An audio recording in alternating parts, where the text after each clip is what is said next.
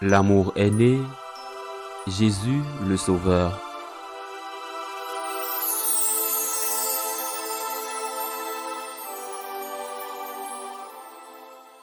En ce temps-là, quand Jésus apprit l'arrestation de Jean le Baptiste, il se retira en Galilée. Il quitta Nazareth et vint habiter à Capharnaüm, ville située au bord de la mer de Galilée, dans les territoires de Zabulon et de Nephtali. C'était pour que soit accomplie la parole prononcée par le prophète Isaïe. Pays de Zabulon et pays de Nephtali, route de la mer et pays au-delà du Jourdain, Galilée des nations. Le peuple qui habitait dans les ténèbres a vu une grande lumière. Sur ceux qui habitaient dans le pays de l'ombre de la mort, une lumière s'est levée. À partir de ce moment, Jésus commença à proclamer « Convertissez-vous, car le royaume des cieux est tout proche ».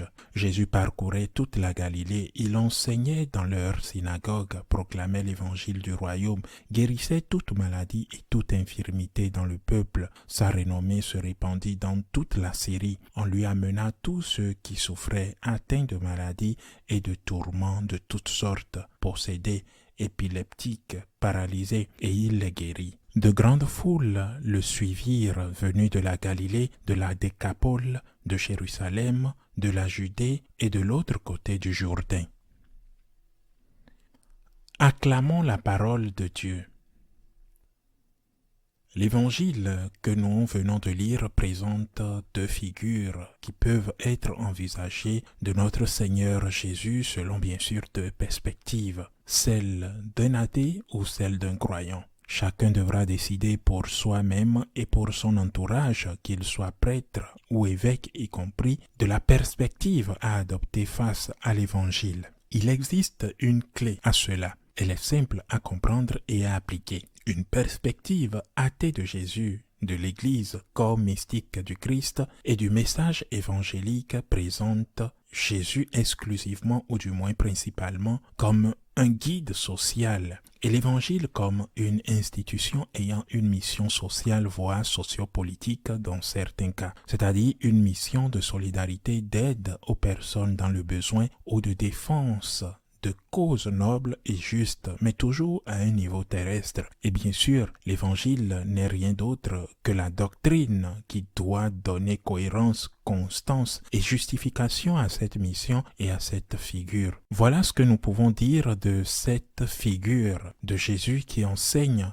pour accomplir une tâche précise, une mission précise, une perspective athée. Peut-être pas exclusivement athée, disons-le comme ça, mais principalement athée. Je ne dis pas qu'elle est malveillante ou démoniaque, ni qu'elle agit consciemment de cette façon. Enfin, c'est le point de vue des athées. Mais du point de vue des croyants, Jésus n'est ni chef politique, ni un leader social, ni un leader pacifique ou pacifiste, si l'on veut, ni un révolutionnaire, ni un homme assoiffé de sang. Jésus n'est ni une figure historique comme tant d'autres. Jésus est Dieu, Dieu fait homme pour nous sauver. Et commençons par là. Jésus a créé l'homme et par l'incarnation, dans le sein de la sainte et bienheureuse Vierge Marie, il s'est fait homme. Il est donc vrai Dieu et vrai homme. Le point de vue d'un croyant, bien sûr. La mission de Jésus qui doit être poursuivie par l'institution qu'il a délibérément créée, quelle était cette mission? Nourrir les affamés? Bien sûr. Guérir les malades? Bien sûr. Les exemples sont nombreux. Quelle était la mission principale de Jésus? Voyons ce que dit l'Évangile d'aujourd'hui. À partir de ce moment, Jésus commença à proclamer « Convertissez-vous, car le royaume des cieux est tout proche. » Le royaume des cieux progresse à grands pas. Faisait-on référence au royaume que les nationalistes juifs désiraient, l'expulsion des Romains, la splendeur retrouvée de Jérusalem et d'Israël comme au temps de Salomon? S'agissait-il d'un royaume terrestre? Non, pas du tout. Il n'en est pas question. Il n'est pas dit le royaume d'Israël est proche, il est dit le royaume des cieux est tout proche. De plus, ajoute-t-il, Jésus a parcouru toute la Galilée, enseignant dans les synagogues et proclamant l'évangile du royaume. Le mot évangile signifie bonne nouvelle. On pourrait lire le passage de l'Évangile selon saint Luc, selon saint Matthieu ou encore lire la bonne nouvelle. Bonne nouvelle selon saint Luc ou bonne nouvelle selon saint Matthieu. Et quelle était cette bonne nouvelle? La bonne nouvelle était, est et sera toujours, et c'est là la clé de toute compréhension. La bonne nouvelle, c'est qu'il y a vie éternelle. Je ne me lasserai jamais de le répéter. La bonne nouvelle n'est pas que vous soyez guéri du cancer. C'est une bonne nouvelle, certes, mais pas la meilleure. La bonne nouvelle n'est pas non plus que vous ayez gagné au loto, que vous ayez un travail formidable ou que la personne que vous aimez vous aime en retour. Ce sont de bonnes nouvelles, même excellentes nouvelles, mais ce ne sont pas les meilleures. Pourquoi? Parce que nous allons tous mourir, et s'il n'y a pas de vie éternelle, alors tout s'arrête ici, absolument tout. La bonne nouvelle, c'est que la vie éternelle existe. La vie ne s'arrête pas là. Dieu vous aime infiniment et veut que vous soyez avec lui dans le paradis, dans la vie éternelle. Il vous aime tellement qu'il a envoyé son Fils pour vous sauver. C'est la clé afin d'interpréter le message de Christ, de l'Église, le message de Jésus dans l'Évangile.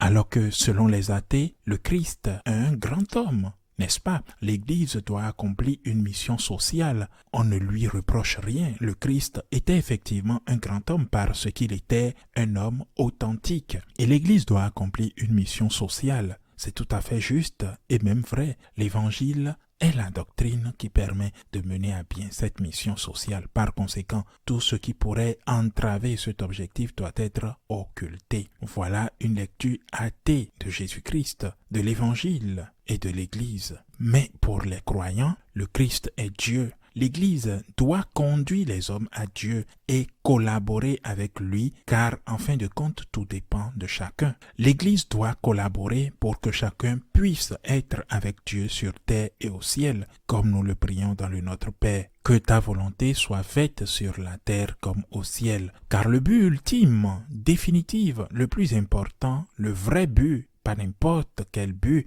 mais le vrai but, c'est le statut des âmes. Mais pour cela, il faut bien sûr avoir la foi en Christ et en la vie éternelle. Et c'est là toute la difficulté. En clair, le problème, c'est l'absence de foi. Et faute de foi, tout se résume à nourrir les affamés. Il faut absolument nourrir les affamés. Mais c'est tout, rien de plus, et c'est fini. Mais que fait Jésus? Je relis le texte d'aujourd'hui. À partir de ce moment, Jésus commença à proclamer « Convertissez-vous, car le royaume des cieux est tout proche. » Jésus parcourait toute la Galilée, il enseignait dans leur synagogue, proclamait l'évangile du royaume, guérissait toute maladie et toute infirmité dans le peuple. Car demain, vous mourrez, ou dans 10 ans, ou dans 50 ans, mais vous allez mourir.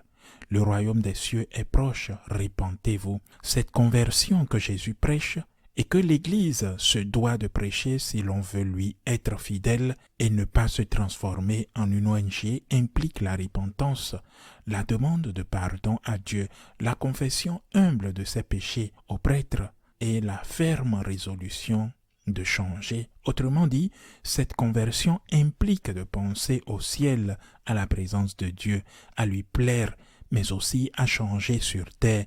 C'est le changement ici-bas. Dans la mesure où l'on pense au ciel, on change sur terre.